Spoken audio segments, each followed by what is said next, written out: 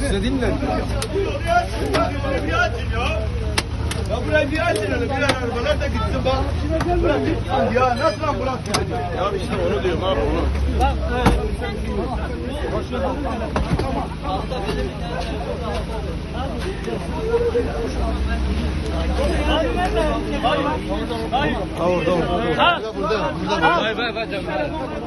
Sağlıkçı nerede? Sağlıkçı nerede şu anda? Bu geceler arkadaşlar. Ülke yok da ben bir daha ülke yok. Tamam bir şey yok. Bir şey yok. Bir şey yok. Sakin tabi baba. Orada bir şey yok. Bir şey yok. Şurayı bir açalım. Açalım burayı. Açalım. Kendisi gelsin. Geliyor dur bir dakika abi geliyor.